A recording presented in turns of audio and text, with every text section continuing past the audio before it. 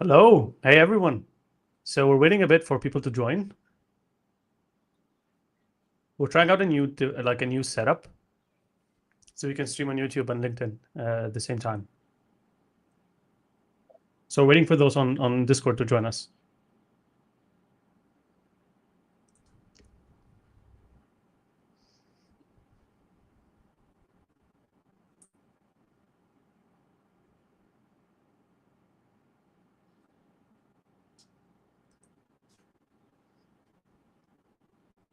Noor, are we ready?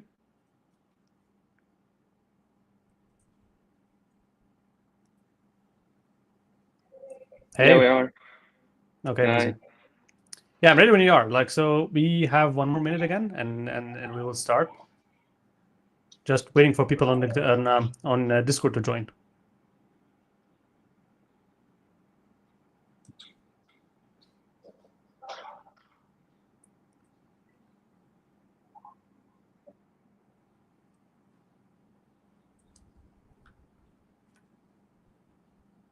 We have a watch party on Discord.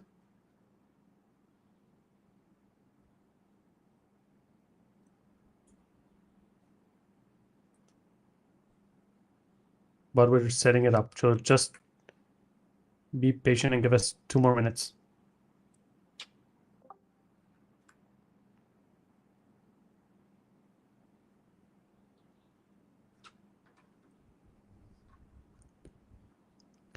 Is the watch party on, Noor? Yeah, 1 minute. Okay, cool.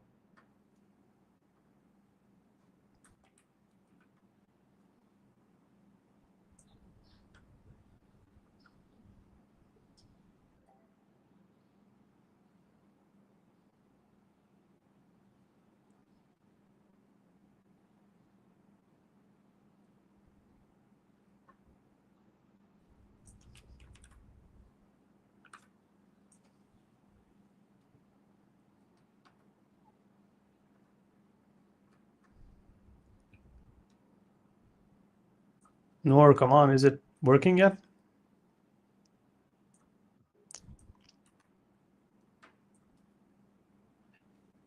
Okay, just 2 more minutes, people. Yeah, we are. Like, you can start, and I will work on the people are already joining on YouTube.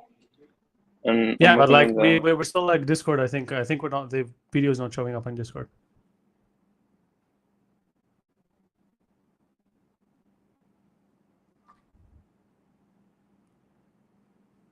Okay, guys. So this is the first time we've figured out this setup. So please be a bit patient. I promise it's going to be worth it.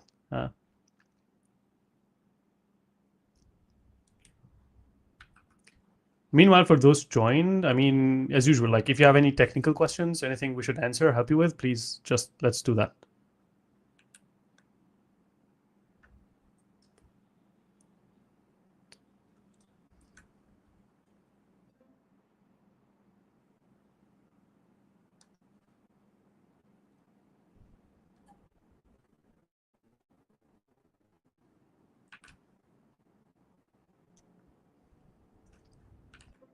Okay, so we have some questions coming in. Can you tell us more about the R&D internships? Yes, we last week we published a form for R&D roles at Stakpak. So all internships are paid. So we're looking for an R&D intern to help with data analysis, help us build more robust evaluations for different agent tasks. And we're going through the applications. We received so far 40 applications, other than the referrals. So we're going through them. And we should send you something maximum by next week, whether it's like a rejection or acceptance to join us. Noor, is the party ready yet?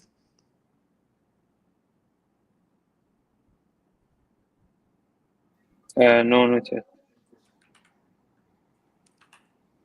Okay, I can just paste the URL here. Yeah, I did.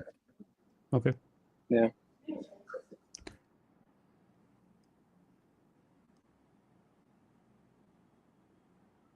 So is it working now? Should we start? Yeah, it's working. We can start. Okay, amazing. So I will share my screen. We have a couple of people from the team. Please open your cameras. So let me add people of the technical team on stage. So we have Abdullah, R&D engineer, Anur, our developer, Avocado, and let me share my screen so we can start hacking.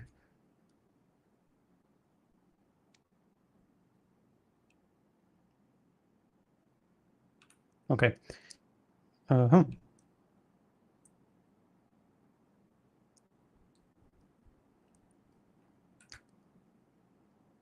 So can you all see my terminal yet? No. Here it is. Can you see my terminal? No. No? Okay. I have to add it on stage. Okay. Okay, it's new. I'm new here. Okay, Yeah, we now, can now you see can it. see it, right? Okay, Yeah. amazing. So we're all set. We should start. Great.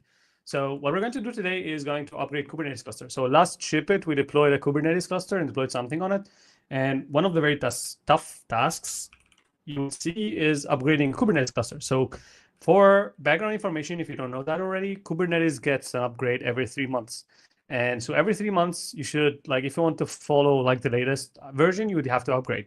And on stuff like Kubernetes, managed Kubernetes, so people usually do use managed Kubernetes services on different cloud providers like AKS, EKS, and GKE. And these versions, like, they come with different support models for these for Kubernetes. Actually, let's ask Stakpak about it before we go into that to give you a background. So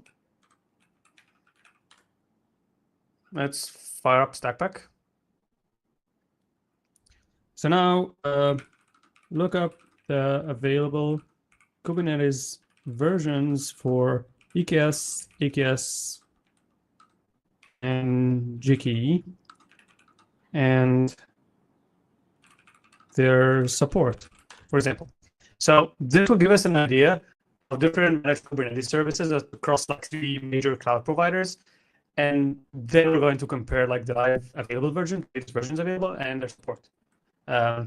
So if you're not familiar with Kubernetes, so Kubernetes like help you orchestrate containers on a large scale. So it virtualizes the servers you have as workers and helps you deploy stuff, maintain them, like, and keep them healthy, your workloads on these clusters.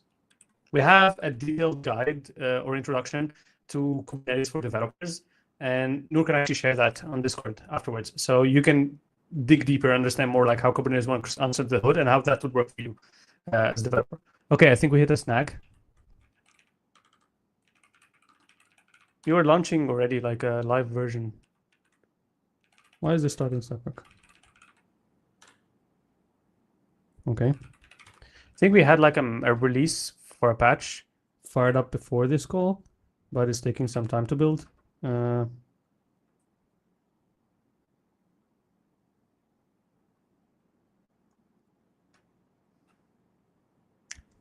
It's not released yet. Okay, so we'll just proceed.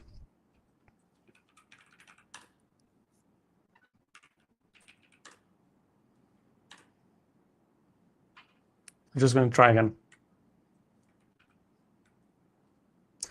So to the team, is the new version up yet?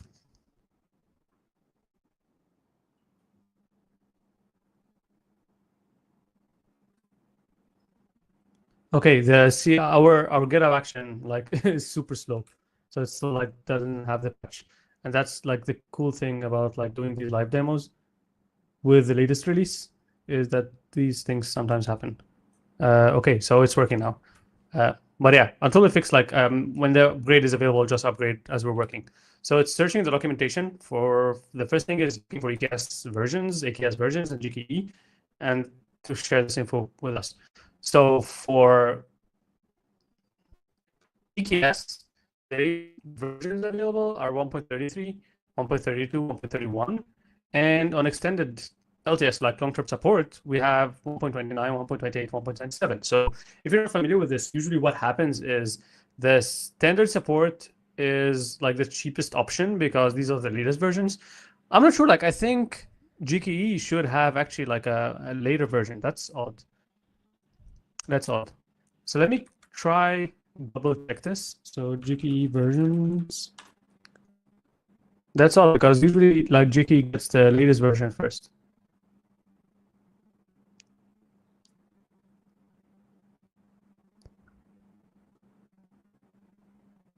Interesting.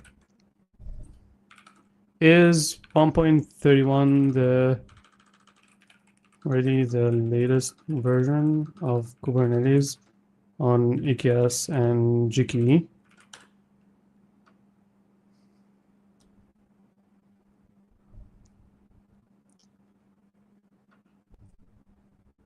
Yeah, it's double checking.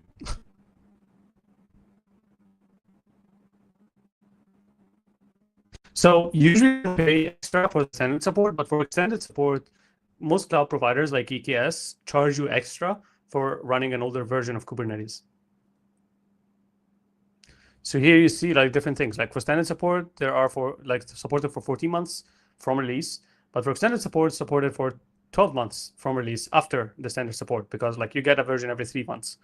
So usually it's the best idea to upload like to upgrade to a later version.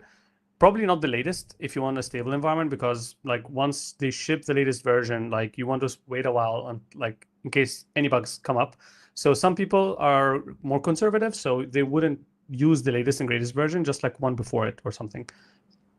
I think we're still like having the lookup bug. Okay, so yeah, it says that 1.33 is actually available on EKS and GKE because it like double checked this. So the first result it got, it was not super accurate, but like when it revised it again, like it figured it out. Like these things happen. Okay. So yeah, so as you see, like the latest version of 1.33 was released on May on EKS, for example. We're going to test this on EKS. So the latest version was released on May, and every 3 months you get a new version. So some people want to be conservative and they don't deploy the latest version, but just like the 1 or 2 before that. But some people want the latest and greatest features, so just like use the latest version. So okay, so let's start the task. So here, check our existing configuration. So I have a Terraform code to deploy our Kubernetes cluster. So this is a local setup. Like in production, you shouldn't store Terraform state locally. And in like we have some workloads. Some of them use deprecated APIs and deprecated metrics stuff. So this is a cluster that contains Prometheus. It's installed on it for observability. And we have some deprecated APIs from the old version. I think this is 1.29. We're going to check that with Stakpak now. And there's some deprecated configurations and legacy storage. And what we're going to do is like already deploy this cluster before before the ship it session. And what we're going to do now is going to use Stakpak to investigate potential upgrades, recommend something, and execute the upgrade. And then we're going to test that if the upgrade actually worked. So here, let's start Stakpak. I hope the latest version is deployed. Yes, great. So that's upgrade. Do you have any questions about like Kubernetes or Kubernetes upgrades?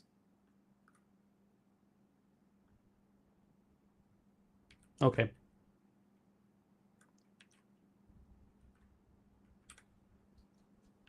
Cool. So now we have the latest and greatest Stakpak version, and we can start. So look up this clusters version to help me upgrade my Kubernetes to the latest available version.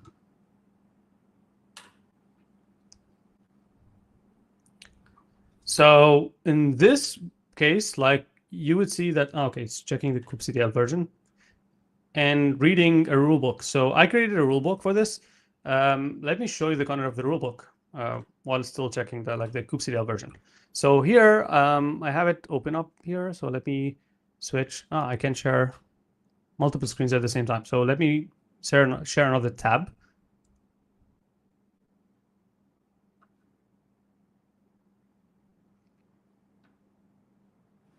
Oh, here.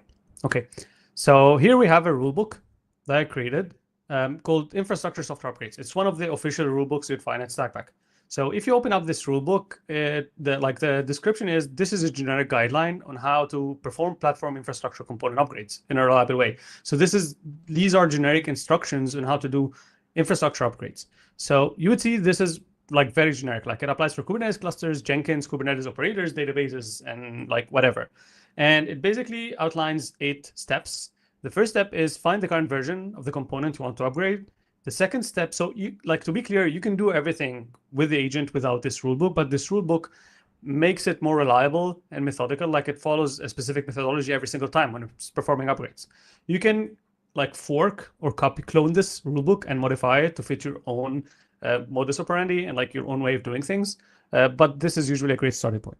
So first thing is like I looked at how I would do upgrade myself and then describe it as if describing to another human.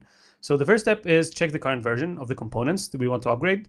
The second step is research online to find new available versions of the components, preferring stable versions in production, unless the user asks or unless we want to explicitly try newer versions. Why would you want to do that, you ask? If, George, for we can't example, see the rule books. okay. Yeah. No. I mean, okay, you should have said that much earlier. Okay, so share and tank screen. Okay, here it is. Yeah, so going to rulebooks and then infrastructure software upgrades. Can you see it now? We can't see it still. No. Okay. Yeah, because I forgot to add it on stage. So here there's a rules section. It's still rule black. books.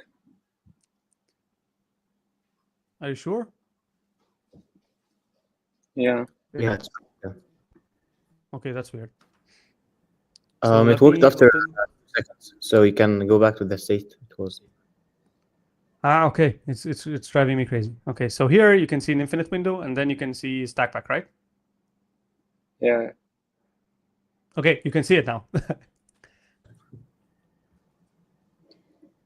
Guys, I need your confirmation. I can't see the page. Wait, it's loading 1 second. Yeah, we can see StreamYard, not the page. No, it should be visible. I switched the screen. No. Like I'm checking from YouTube. It is all black. Okay, that's crazy. Okay, I'm sorry about that. Let me try again. So here, share screen. Allow.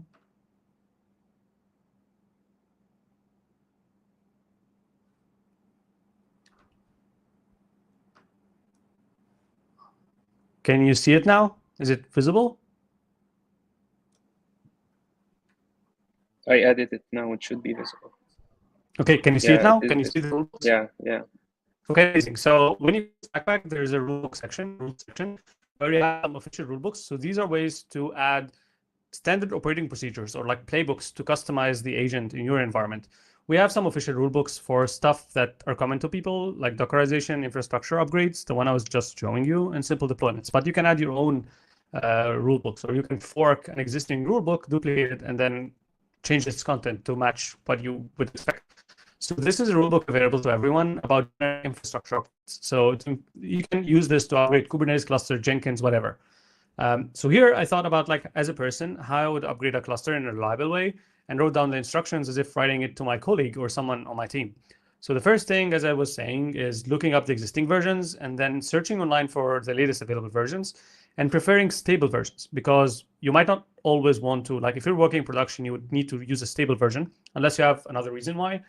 And what are other reasons you might not want the stable version is because you're trying a different version and you want to, for example, you want a specific feature of Kubernetes that's not available on the stable version. And this is something blocking. Or you want to test the latest and greatest Kubernetes version on a staging or sandbox cluster before actually moving to production. So these are the reasons why you would want to install something that's not stable. But in general, like rule of thumb, you would prefer a stable version. So once we find the versions, the target version, and the users like, or we choose a specific version, the agents or like the person upgrading should do comprehensive research on all the change logs up to this version to see what are breaking changes, what can we do? Because if you like just as a caveman upgrade, or like a cave person just upgrade the software without looking into breaking changes, you would break everything. So, and you can result, which can result in downtime or like even data getting wiped. So you should check the changelog before upgrading. And usually you can't upgrade stuff. So for example, you can't upgrade Kubernetes like to the latest version. You have to go one minor version at a time. So you have to follow the sequence. So you have to check, research all the change logs up to the latest version. The fourth step is identify potential breaking changes and dependencies, because sometimes there are implicit dependencies in the upgrade. Maybe the change log is not very well documented, or there's something in your cluster that needs to be changed. Fifth step is to perform the upgrades in a non-destructive way. So how can you do the upgrade without breaking existing infrastructure? For example, taking backups or trying to do blue-green deployments, which is deploy another cluster with everything with a new version and then migrate, or like change how the DNS points to this cluster. Write down the upgrade plan in a markdown file. So all of the past steps are planning, researching, writing things down. And once you get the approval, then we start executing, and keeping in mind that the update plan can be revisited, can be changed. So we want to always be able to go back and or revert a change or something. This is easy with the agent because the agent can see its own history, so it can roll back, but you can also prompt it to create a script, a rollback script or something. So after we're done, you must test whatever component we're upgrading to make sure it's working correctly, because we don't want to break something when we're upgrading. So that's it for the rulebook. We should go back. I will share my terminal again so we can continue the upgrade. Yeah. Okay, cool. So you can see my terminal, right? Okay, great. So what happened Now here, we can, yeah, while we were away, is that it did this research. So let's start from the beginning. So here, it tried checking the kubectl command with a wrong flag, and then it read this rulebook because it figured out, okay, we're upgrading Kubernetes, which is an upgrade. So I read the upgrade rulebook. So then it came up with a plan. So get the current Kubernetes version, research latest available Kubernetes versions, check upgrade path breaking changes, create upgrade plan, execute the upgrade after user approval, and then test the cluster functionality. So it started like ran the first command. I accepted this command, is checking the kubectl version. So kubectl is the client you use to interact with your Kubernetes cluster. So kubectl has the same versions as the clusters, but there can be version differences. So here I have the latest Kubernetes kubectl, but my cluster is actually 1.28. There's a version skew between them, so which is fine. Like the kubectl client would still work, but my cluster is broken. So then it would research the latest available EKS versions. So here it figured out that my existing cluster is this specific version, and the client version is this specific version. Okay, and then it's going to research. So it did some research on the latest EKS Kubernetes version, and it figured out that the latest EKS version is actually 1.32. I think it's 1.33, 1.32. So I think it checked an older release, but that's fine. We can make it look that up again. So the cluster is 1.28. There are 4 major versions behind. And here it says, okay, so in EKS, okay, so it knows that. So the latest version is 1.33, but for some reason picked 1.32. We can change that. Okay, so it proposed an upgrade path from 1.28 to 1.22, and then 1.30, 1.31, 1.32, and 1.33. So we have to upgrade 5 versions to reach the latest version. And there are some breaking changes. So upgrading to 1.31, there's a removal of crowd provider integrations for Ceph and RBD plugins, and some kubelet flags changed. And in the upgrade to 1.32, there are some deprecated APIs, like the flow control API, it was removed. And the image, like the Amazon Linux image is deprecated. So AL2 is deprecated, replaced by another image. And in 1.33, some endpoints API is deprecated, and anonymous auth has more restrictions. So now this is the final report. So we found the cluster is running. There are 5 major versions behind until 1.33. And since EKS only allows 1 minor version upgrades, you'll need to go through 1.28, 1.29, 1.30, 1.31, 1.32, and 1.33. There are some key breaking changes to watch for. Some providers were removed, so basically rehashing the previous stuff, but like in more details, and some changes in like the latest AMI and anonymous auth. So the endpoints AI deprecated. Okay, so cluster is currently in extended support. 1.28 started November. So this it's way outdated. So it ended support by November 24, but we're still running it. So we're paying 0.60. So we're paying 60 cents per hour instead of 10 cents per hour. So older version of Kubernetes cost 6 times more just for the just for the API server. Upgrading will save you 50 cents per hour per cluster, which is a great amount of savings. So it decided to go ahead and create an upgrade plan for Kubernetes. But before doing that, we can actually do something else. So analyze my existing infra as code. So we have two options here, and I'll leave that to you to decide. So do you want it to analyze my infrastructure as code and based on that try to upgrade the cluster, or do you want to do exploration? So just use the CLI and assume we don't have infrastructure as code. So which do you prefer?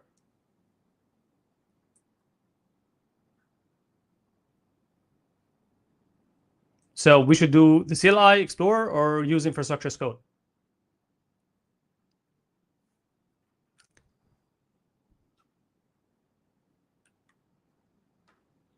Assume we don't have infrastructure as code. Infrastructure as code. Okay. So we have a tie. Like, anyone breaking the tie? So having infrastructure as code is going to be easier. But yeah, we can do that. So here, analyze my existing setup in this. No, because actually, like, checking the infrastructure as code is going to leak some stuff about like having the permission, like, because we label like the file name itself is deprecated, so it's going to give it a hint. So to make it harder for the agent, we're going to ask it to explore it through the cluster. So basically enumerate everything in the cluster, and then we're going to update our infrastructure as code. But like, we're going to do it the hard way first. So here, first, analyze all the resources in my cluster to take this into consideration when upgrading.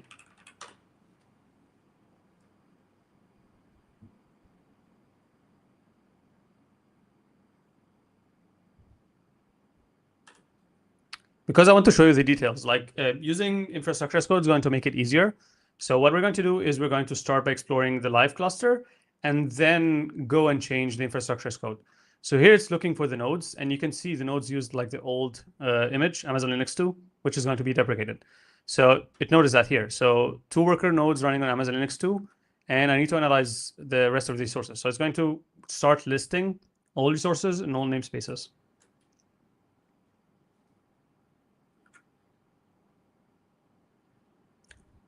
So we're going to update IAC, but we're going to do exploration the hard way. So I listed the namespaces, now listing the volumes, listing the ingresses, any custom resource definitions.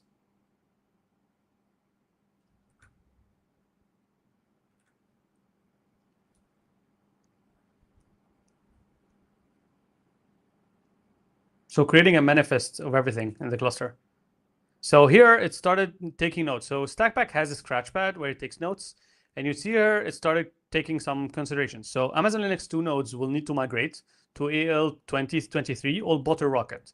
So we can use the latest version of Kubernetes. Prometheus operator CRDs may need to update, to be updated during the upgrade. And AWS VPC CNI and related components need compatibility checks. And the storage GP2 is legacy, and we should consider migrating to GP3. Let's keep going. So as it's going, exploring the cluster components, it's learning about more and more stuff that should be changed or should be checked in the upgrade.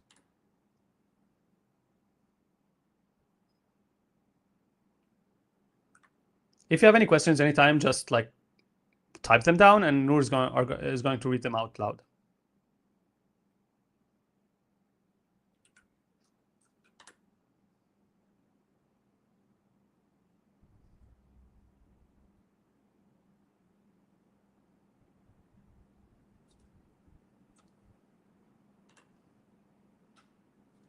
Yeah, we have some pods that are still not ready.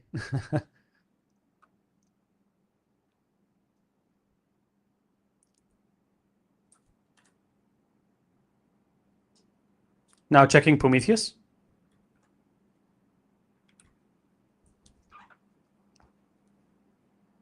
Okay, so this is a roundup of everything it found so far.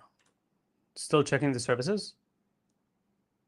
So if we used infrastructure as code, this should have been much easier, because then it would just look at the code and figure out everything we have and then start doing the upload. But now it has to do a lot of commands to explore what's going on in the cluster.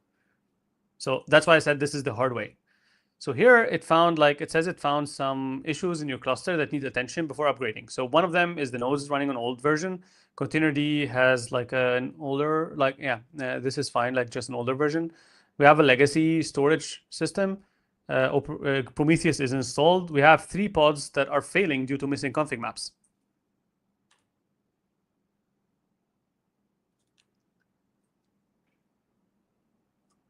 Because if you have a broken cluster and then you upgrade and test stuff after the upgrade and you still have broken stuff, you wouldn't know if the broken stuff was actually broken because of the upgrade.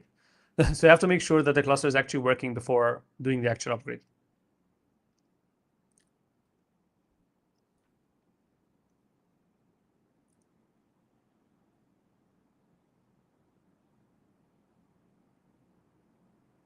Okay, now it's writing down the comprehensive upgrade plan so we can proceed. So the pods I created, or like the stuff created on this cluster, are just dummy for like demonstration purposes, because we want to create new APIs to see the agent change them as they upgrade.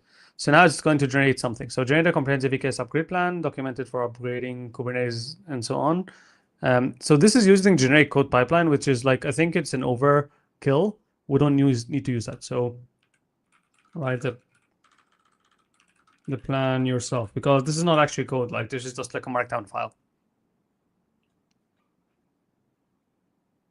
So why do we write that down the plan? Because we want to be able to pick this up if the agent crashed for some reason, or if we reach like this session went on long, we want to be able to resume like where we left by starting another session and reading the file and figuring out what's missing. And we want to be able to review this. So you might be running the agent in the background on like a GitHub Actions, or like doing the analysis and then saving the report aside, then applying the actual, like you want to, for example, review this for approval before applying the actual migration. Or want to share it with your team before doing that. So it's usually a good idea to write this as a report and then go proceed, approve, and apply the migration. So it's listing down all the commands you would need in sequence to upgrade the cluster.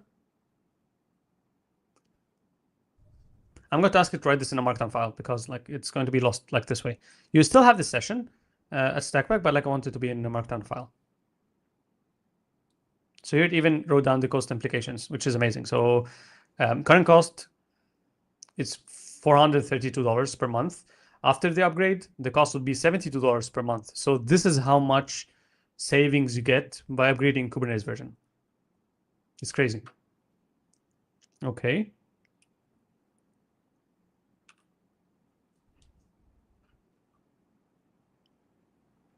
So let me do something here. So I wanted, like, instead of it, like rehashing it again, I want just to write it in a file. So here, session, write it in a mark.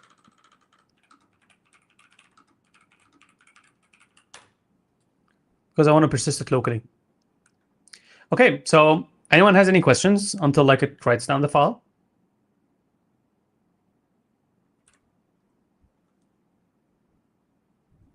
Please tell me if there's a delay in my screen sharing, because whenever I switch back to StreamYard, I see like there's like the screenshot I see is different.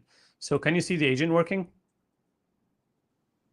Yeah, we can. Yeah, we can see it. So, okay, great.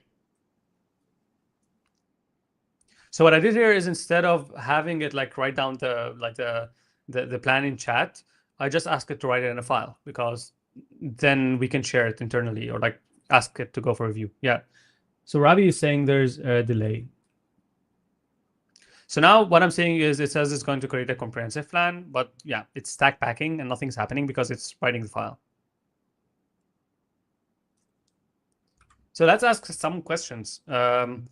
So who among you have ever like created a Kubernetes cluster, or like just upgraded the cluster? I can actually show. Okay, so I think I can show the comments on stage so everyone can see what people are writing. Yeah. So who among you have ever like installed or like created a Kubernetes cluster before? And who upgraded the Kubernetes cluster? Okay, amazing, Ravi. So Ravi created a cluster before, but did he also upgrade it, or just like create a cluster itself? So yeah, Marwan has a question. Does Stakpak work with Kubernetes local cluster? Yes. Yes. And usually people use Minikube for development and like learning Kubernetes, but you'd use stuff like K3s, for example, if you want to create a cluster on site. So K3s is a flavor of Kubernetes, a distribution of Kubernetes, where you have Kubernetes stripped off of old like the cloud integrations. So you can just like host it on site. So it's much cleaner. So now it created the plan. We can exit Stakpak. Oh, not this. So EKS upgrade plan. So let's check the plan. So yeah, it summarizes the current status, the upgrade path, some critical considerations, and the kernel and cluster analysis. So the infrastructure, the workloads, custom resources, upgrade checklist, backup and documentation. So here's backing up all the YAML files. You can also export the etcd backup if it's self-managed, but EKS AWS, they handle the control plane, so we can do this ourselves, like they back it up. I've never tried backing up stuff on EKS control plane, which is interesting. So usually if you use Velero or something like that to dump the manifests, but I've never like used their own backup for the control plane. So doing some health checks. Yeah, and removing the existing issue first. This is a dumb app, so it's not important. Checking the version compatibility, versions, planning the cost. We already went through that. And then the upgrade procedure itself for consecutive versions. So we have 5 steps. And if we review this plan, let's go through it quickly. So here it upgraded the cluster. There are no breaking changes. But here there is a breaking change, I think. So AppArmor deprecated, annotation deprecated, and minimum IAM policy requires describe availability zones to be added. Here, the kubelet flag was removed. So it upgrades the node group with this flag. And here, the flow control API server API is removed, deprecated. Service account annotations are deprecated, and critical, latest version supporting Amazon Linux 2. So here it adds steps to check for the deprecated APIs first, and then a node group migration. So this is the biggest part because we have to migrate all the nodes to the new node group. So what it does here is creates a node group first, wait for the node group to be ready, and then cordons the older node group. So we wouldn't so then the pods would move from the old nodes to the new nodes. So here we cordon them, so we prevent scheduling new pods on the old nodes. Then we drain the workloads. So first so imagine it this way. You have a bucket, which is the older bucket with the Amazon 2 Linux machines, and you have another bucket with the new node versions, with the new OS that is not deprecated anymore. And what we do is we wait for the new bucket to be ready. And then what we do is we cordon the bucket. So we stop any water from flowing into the older bucket or the older nodes. And then we start draining the older bucket. So we make up a little hole in the older bucket. So it starts draining all the pods into the new bucket. And once the draining is over, we just delete the old bucket. So this is what's going on. So phase 6, just an upgrade. So an endpoint API is deprecated, which is just a warning, and some restrictions. I don't think these are breaking. So yeah, what we do here is upgrade the cluster and then update the node group nodes to the latest version. So Kubernetes allows for this queue. So the nodes can be a little bit behind the control plane, which is fine. But in this case, we just upgrade them because we're upgrading everything. And storage migration. So this is optional, but not recommended. So this is something completely different. So Stakpak detected that the storage class we're using is deprecated. So, or like it's not deprecated, but it's an older storage class on AWS. There's GP3 now. So this is an optional, but it's highly recommended by Stakpak, is to upgrade the storage class from the older version to the newer version. And the way it does that is that creates a new storage class with GP3 and patches the storage class to the new version. Then this application is specific and requires careful planning. So here it says that when you're migrating applications, it depends on the storage. This is not trivial and requires moving the application data across volumes. So this is hard to do, and it's specific per specific applications. So here it handles like the Kubernetes configuration side of things, but the actual data moving, this is tricky. And some rollback procedures. And a post-upgrade validation script. This is super comprehensive. Some functional tests to make sure things are working, and it created a timeline of the upgrade. So the upgrade will take a lot of time because we're moving 5 versions, but we're going to start it and stop like whenever we're out of time. We can complete doing that like offline and share the videos later on. But like this is the most important part. So the most important part is the actual report of why you do the upgrade and how to do it with all the details and all the analysis, because this usually takes a lot of hours. And we just like jump started all this with Stakpak and some risks. So the node group migration is the most risky thing because it can have some application downtime because nodes are going to move. So if your application is not replicated, it's not in high availability mode, it will take some time to move stuff across the nodes, like the bucket training thing I told you about. So unless your applications have multiple replicas, this is going to include some application downtime. And the Prometheus CRDs may require operator upgrade, storage migration requires application restart, and mitigation strategies. So for staging environment, test full upgrade first on a staging environment, create a maintenance window with low traffic, or you can do something like creating this on a completely different cluster and then switch, as I said, like explained previously, like a blue-green deployment.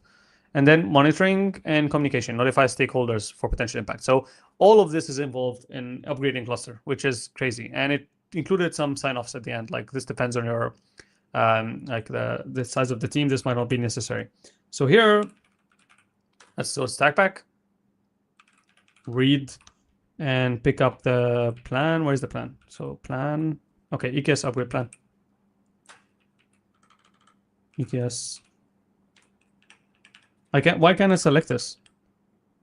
Wait, read. Okay, here it is. So just ask us to read the EKS plan because this is a new session. So let's assume we got the approval, we got everything. And now we're onboarding Stakpak again, like on the upgrade plan, because now we're executing it with a different session, a fresh session. Okay, why don't we start the pre-upgrade health check saying, yes, please.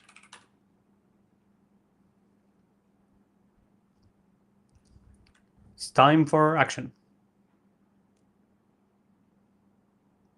So Ravi is saying Ravi did both upgrades for Kubernetes and OpenShift.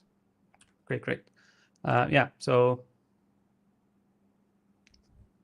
is applying the health checks that were included, like the checks included in the upgrade plan. Checking the failed pods.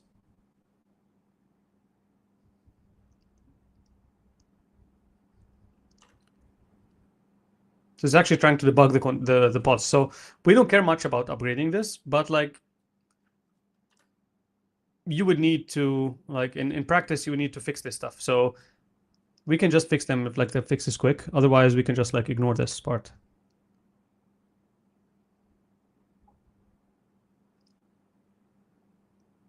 Okay, so it found the bug. So the deployment is looking for deprecated metrics config, but the config map is named metrics config. So this is the bug. So it's what it's going to do is going to patch the resource. So, okay. Yeah, it made a mistake.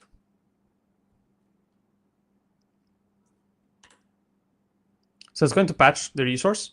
Yeah, it patched it to fix the deployment before proceeding. So if we made it aware that this is, so I don't want to give it access to IAC because the IAC leaks some information about the deprecated resources. But like if we use IAC here, I would just ask it to fix it. So we can actually do this now. If I want to upgrade like the configurations.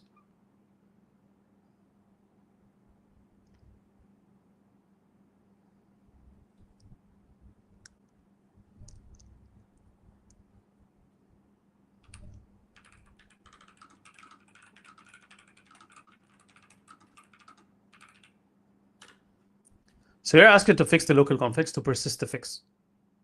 Because as I said, like we already built this, like this is all IAC. So the cluster is created by Terraform and manifests themselves like we use a Helm chart for Prometheus with the values file, and the workload itself for testing is deployed using a YAML file.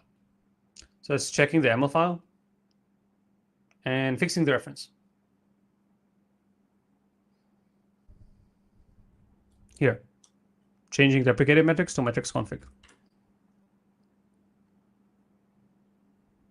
So we fixed the current status of the workload in the cluster. So when we upgrade, we make sure that the workload is still working.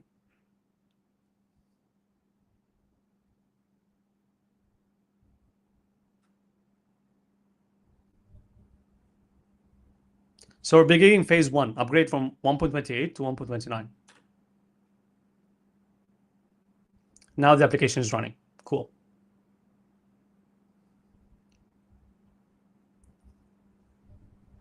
So Ravi, how long did it take you to upgrade the Kubernetes cluster? And did you do anything differently from like the process we described now?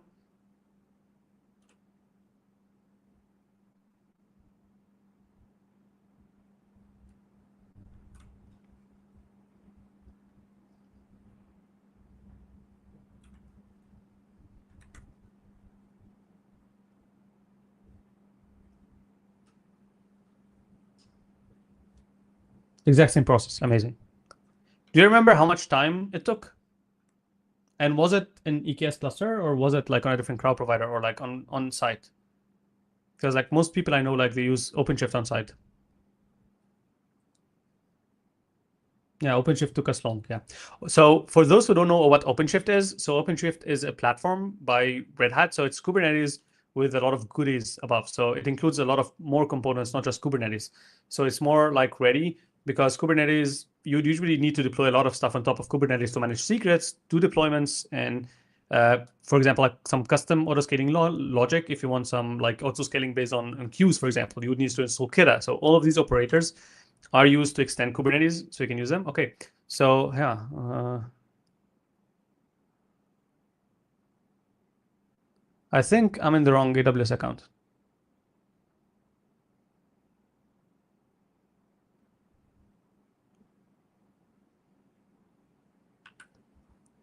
So I was going to switch it, but yeah, I'll do it myself. So export AWS profile bubblegum.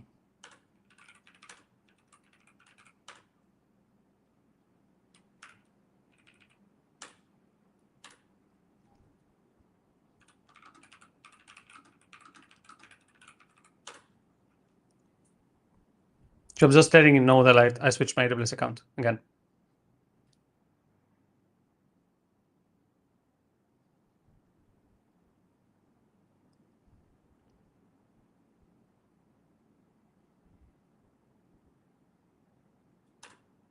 It's testing again. So Ravi is saying we had an on-prem cluster, 60 nodes, so about 90 minutes. Okay, so like I think this, like you mean the amount of time it took you to apply the upgrade. Like what about the research? And does OpenShift provide something to help you with the upgrades? Like I've never maintained an OpenShift cluster, so I'm not sure.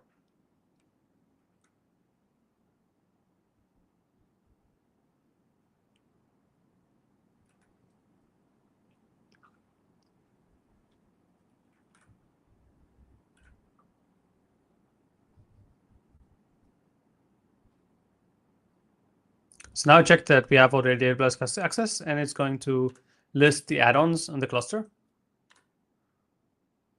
and the node groups, because the add-ons also have versions, and they might not be compatible with the latest version. So we need to upgrade the add-ons as well.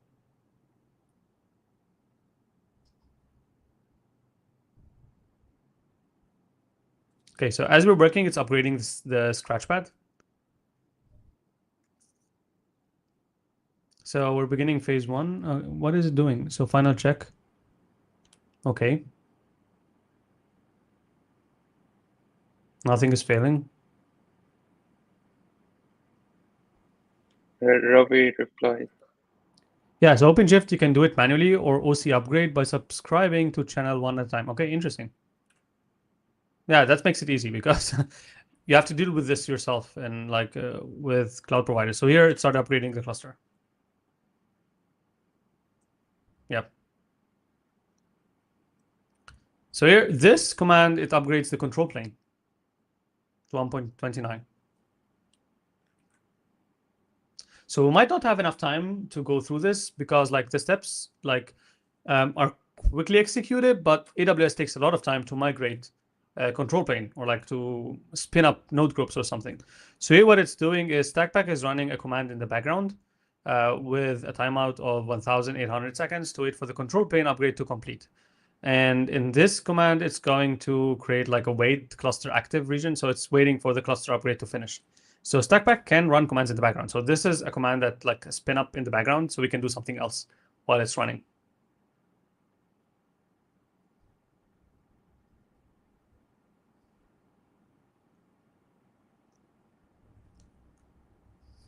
As far as we know, this is the only agent you can use that actually does that. Like every agent would just block on the latest command. So here's checking the task result of the latest cluster.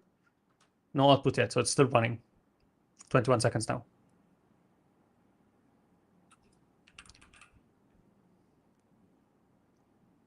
I think we should have a way to be able to prompt it instead of just like, yeah, okay. So the background task will notify when the control plane upgrade is complete. Want me to check the status, or shall we wait for it to finish? Okay, so now it's waiting until the upgrade is ready. And the next steps so far are update node groups, update add-ons. So we have to upgrade the control plane first. So Kubernetes has a queue, versions queue to allow this. So you have to upgrade the node group, the control plane first. And while the control plane is 1.29, 1.28 nodes are still supported. So then you can update the nodes. So what the next steps are: update the nodes, update the add-ons, validate the upgrade, and continue with the remaining phases. So we can do two things now. We can just wait for the upgrade to be finished, or we can just like ask it to start proceeding with any steps that we can execute while this is happening. So are there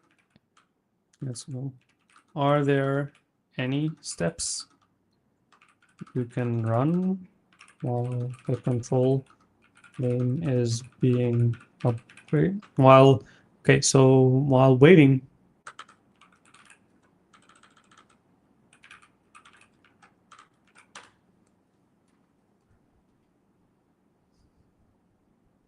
to see if we can hack this, like to finish it faster than that. So I should have started with like a more recent version, but I wanted this to be dramatic, maybe too dramatic. So if I started with a more recent version, this would be faster, because now we have to upgrade 5 versions and it's super slow. Yeah, wow, it takes 15 to 20 minutes. This is crazy. Let's prepare for the next steps and do some housekeeping. Incredible. So yeah.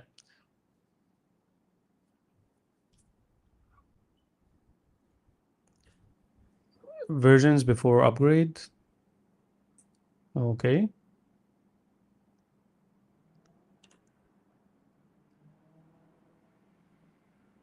So what it is doing here is getting the versions of the EKS add-ons, preparing for like the next version. So here, like it ran a command to get the compatible plugin versions with 1.29 to prepare for upgrading the plugins. It's listed here. I tried a couple of like this command failed. Like what was it trying to do? Get the kubectl version? That doesn't make sense. But yeah. So here I think it backed up the kubes, like the YAML objects in the cluster in YAML, a single like YAML file, and here it listed the plugin versions, and it's trying this again. So versions before upgrade, kubectl get nodes wide. Okay. Yeah, it's trying to back up everything.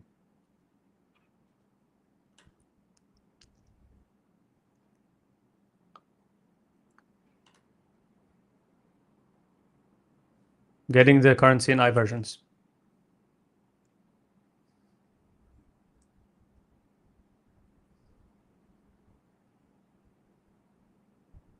I think the backup thing is redundant because EKS handles that, but I'm not sure how it does that. Like we can ask Stakpak to describe this. Again, like what we're doing here in the ship it session, if this is your first time, is we do these things live. We don't prepare. So the only thing I prepared is the cluster itself, but we never tried doing the upgrade before. Because the goal of these sessions is to show you like in real life, like how agents perform. They're like the things they can do and they can do. And we're testing Stakpak with you live. So here, okay, so it got the compatible add-on versions and documenting the current versions for rollback.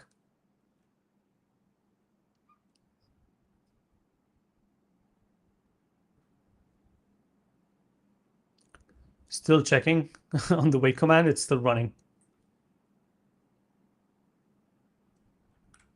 Okay, so anyone has any question before we, like, as we wait?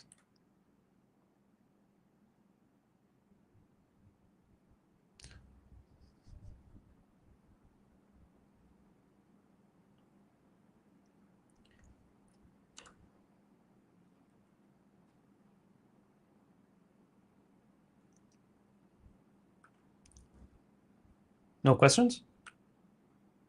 Okay.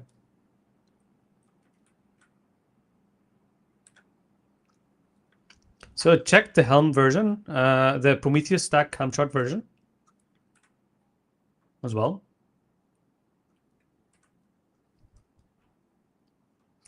We might have needed to break this down into like multiple stupid sessions because it's taking too long. Yeah.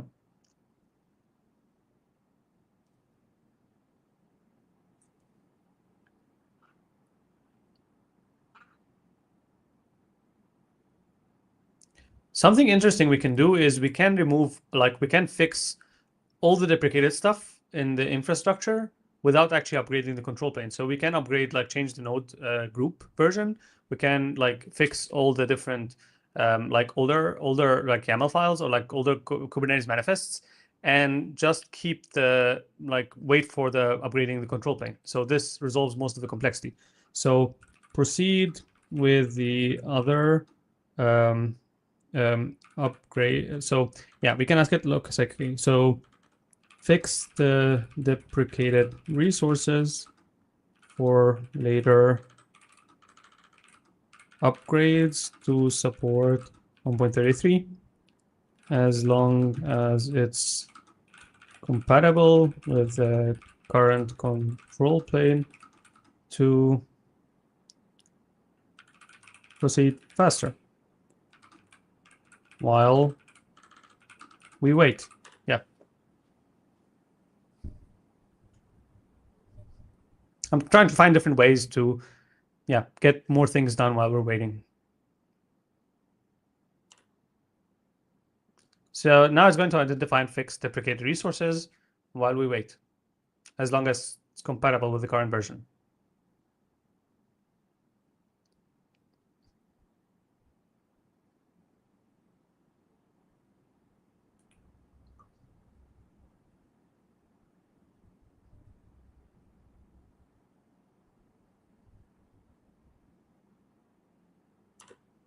So now it's checking for anything with an API version beta or alpha.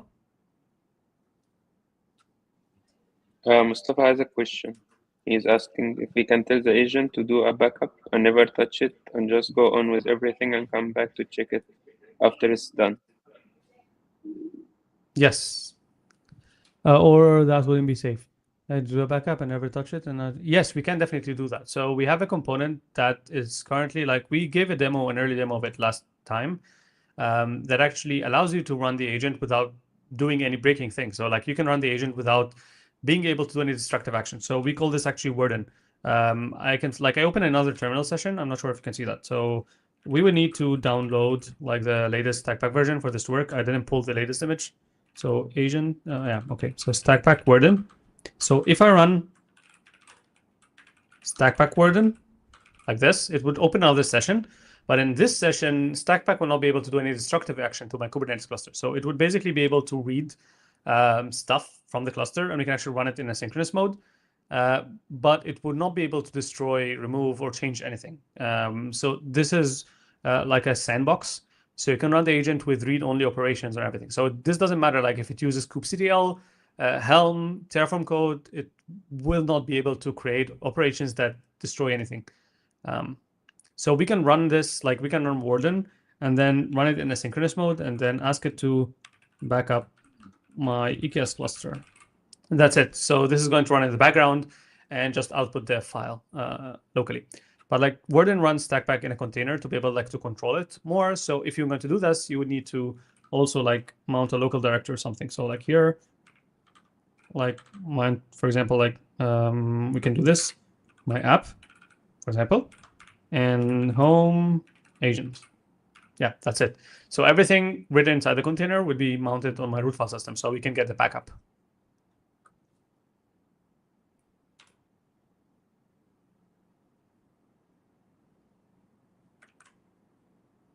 Yep. Okay, Ravi, it was great having you with us. Thanks. Yeah, we're almost out of time. Like we're 20 seconds away, 10 seconds away from running out of time. But yeah, just takes too long. Things take too long on the cloud.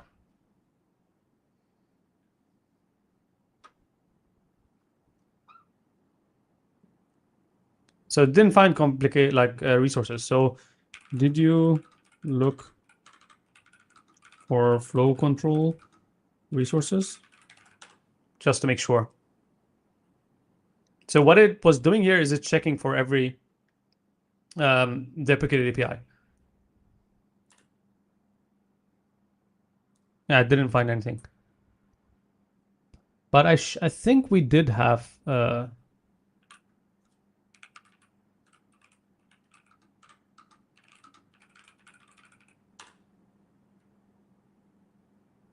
we didn't? Okay. I thought I added stuff.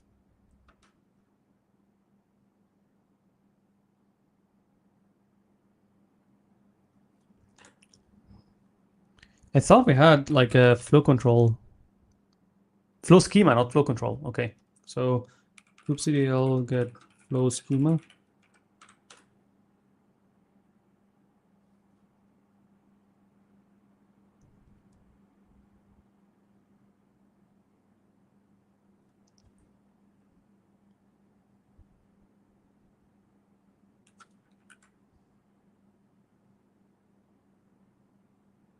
Yes, we can make it go YOLO mode without breaking stuff. Exactly.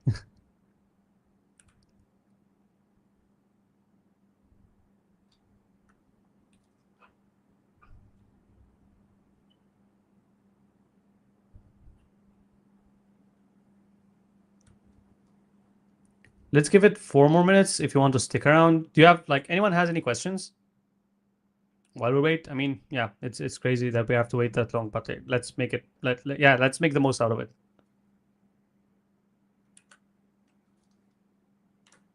Just checking the upgrade status again. Okay. It's upgraded.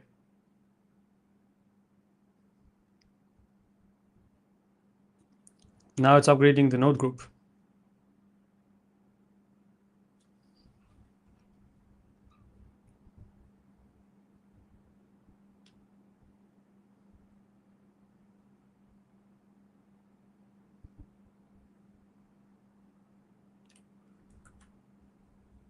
So at least we were able to create a plan, upgrade the control plane.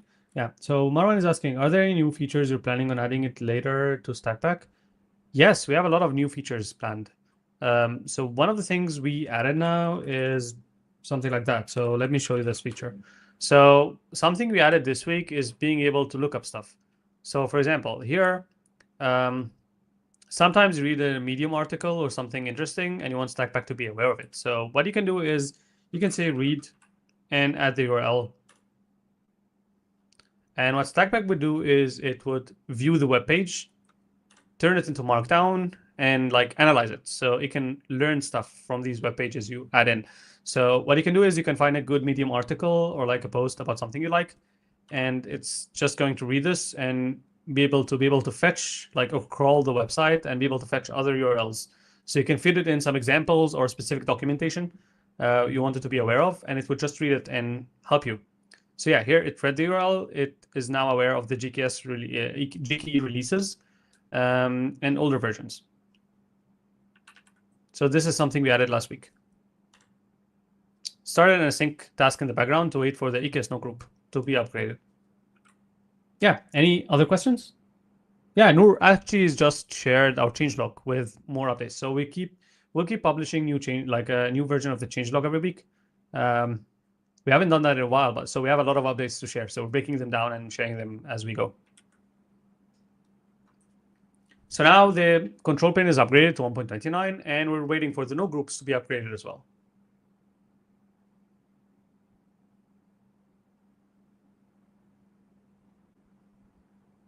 As you can see here, the older task of the AWS EKS wait for the control plane is actually completed, and the new task is now running in the background. So Stakpak started a check in the background to watch the cluster to make sure the upgrade is ready while we're doing other stuff.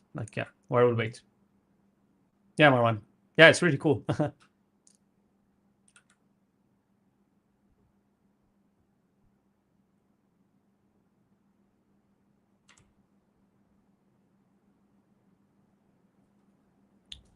No update found.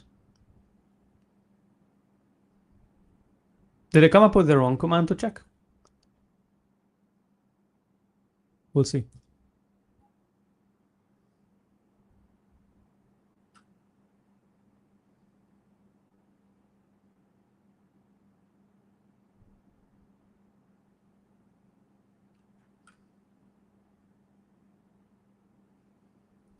Yeah, we went over time again. I'm sorry about that. But like, yeah, we were going to publish this anyway afterwards.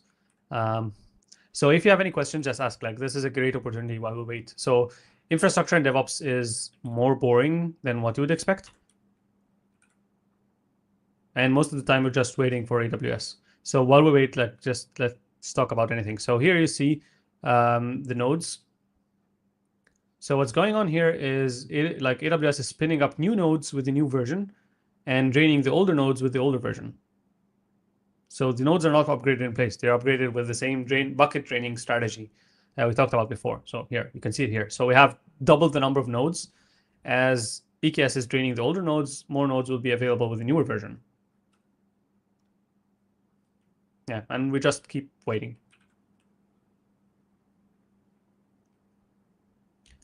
To the Stakpak team, I think we should add something that would halt the agent, because now it's on a loop, checking or like waiting for the background task to be finished. So it would be nice to ask it like to stop and take a break. Yeah, so as you can see here, there are 2 old nodes and 4 new nodes being added, and the older nodes are being drained. Yeah, let's wait. So yeah, any more questions about Stakpak or like DevOps in general?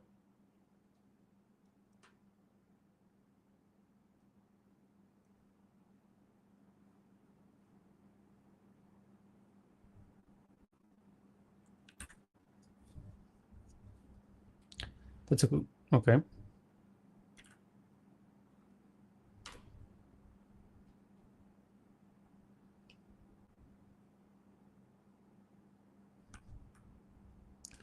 I think we're going to go in about 3 minutes. Just wait for this particular step to be done. And we can call it a day, and we can pick this up later. But you get the general idea. Like, we already did the hard part.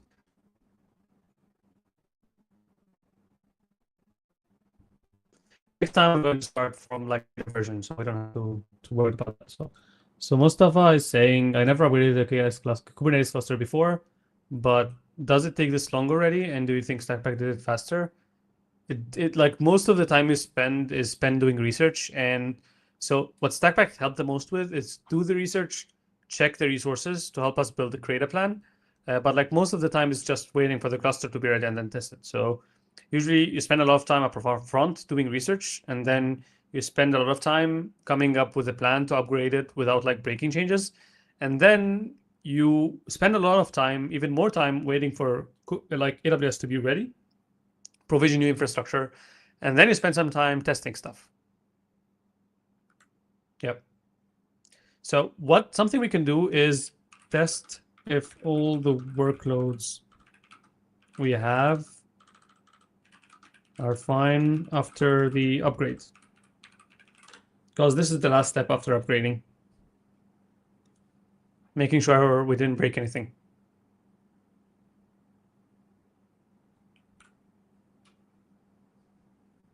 So yes, to answer your question, definitely Stakpak made it faster, at least the research part, and coming up with the right commands to run. So imagine having to type every single one of these commands, and then like we did the complete upgrade without like Googling anything, which also counts for something. Yeah, it's checking the pods. They're all still running.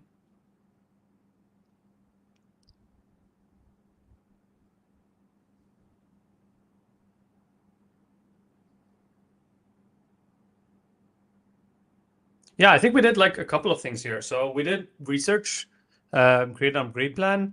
We fixed a broken Kubernetes deployment, and we upgraded the control plane, and we upgraded the worker nodes or the node groups. Yeah, we did like 3 or 4 different things in the same session, which is cool. Like we didn't get it, like we didn't finish all the upgrades, but yeah, at least you've seen what is involved in upgrading Kubernetes. You learn about Kubernetes versions, and and how to do it with Stakpak. So yeah, I think that could be it. Like I don't want to waste any more of your time just waiting, looking at my terminal as as like waiting for Kubernetes for like AWS to finish. But yeah, I think that's it. So any final questions before going?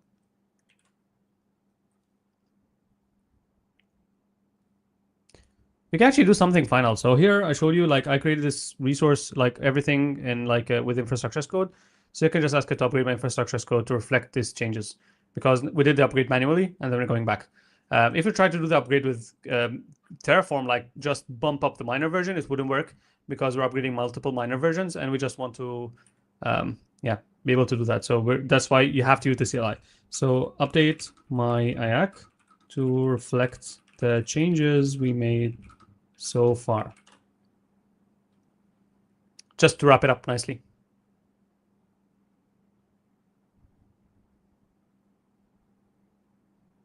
So now we've successfully upgraded to 1.28.29. So we need to,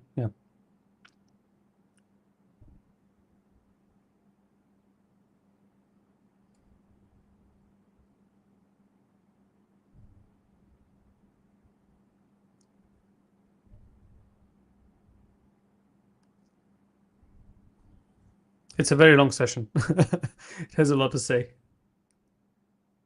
So it's reading my Terraform code.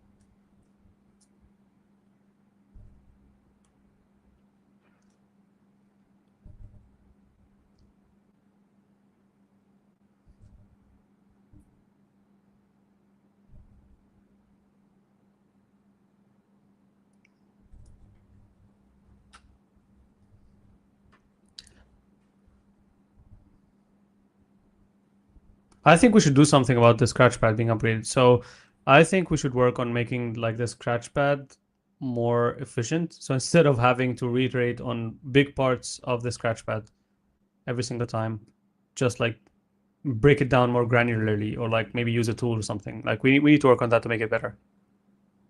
Because now we just have to wait until it updates all the checklist, not just like the last few elements. And like in practice, in some cases, this is actually useful because the plan can change while you're actually working. So more granular stuff are being added to the to-do list, but it also means you have to wait more as it streams this text. We're working on that. Like we're working on make it like faster, like less verbose about like what it's printing down in the Scratchpad.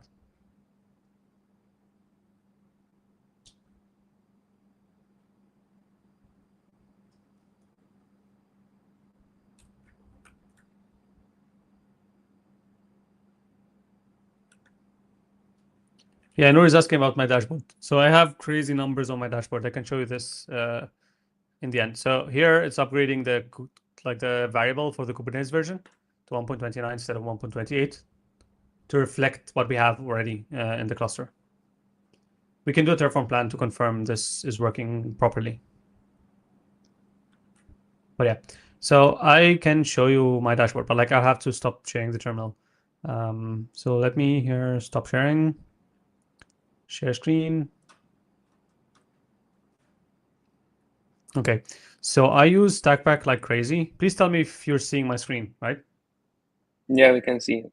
Okay, so something very interesting happened is like after we built this analytics dashboard, I figured out like, yeah, the past month I ran 645 sessions. 400 of them was pretty long, so that's why it's active. Like they have like a very long session, so just basically not asking a question and getting a result, and that's it. And it saved me 4 days over this month.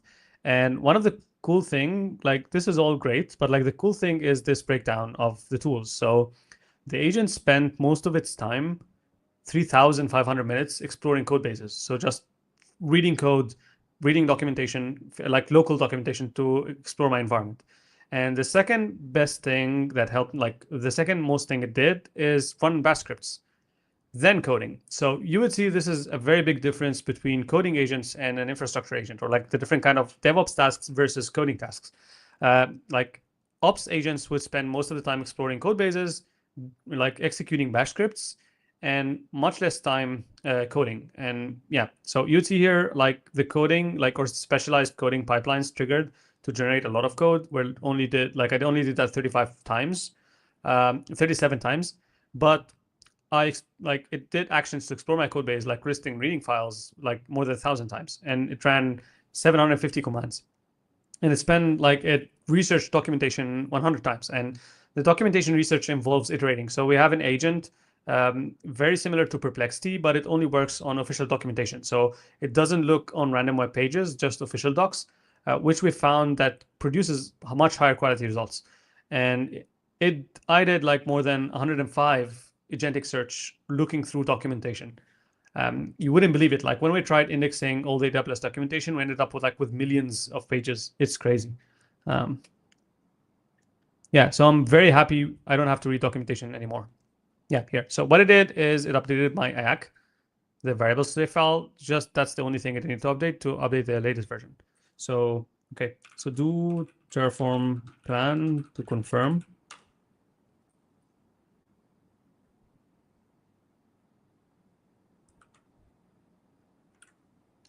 And I promise this is the last thing. Then we're going to close. So yeah, what we did now is we spent an hour and 60 minutes upgrading Kubernetes. One minor version.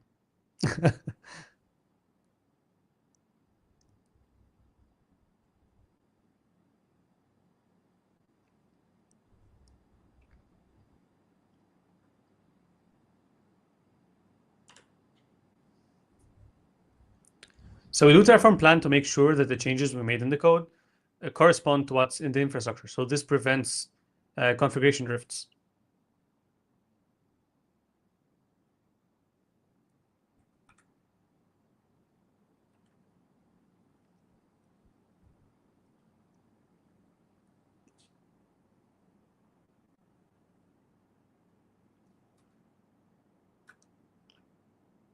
Okay, so there are some changes to outputs.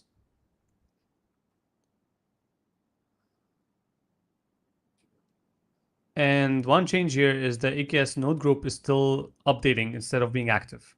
So here the version, as you can see, like the platform version changed, and the version of the Kubernetes cluster changed from 28 to 29, and the node group is pending an update. Also, some outputs changed. So this is the plan. So after we finish this, the only things that should be updated is the version of the EKS cluster and the node group to be synchronized with what's happening in production.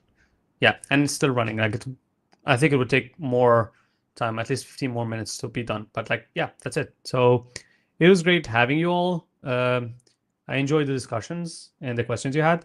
And yeah, see you in the next Ship It. Remember, Noor is going to share a form that you can use to suggest stuff we can do.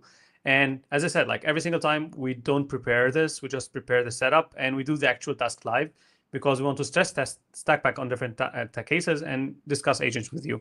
So yeah, it was great having you all, and yeah, have a nice day. Bye. Bye.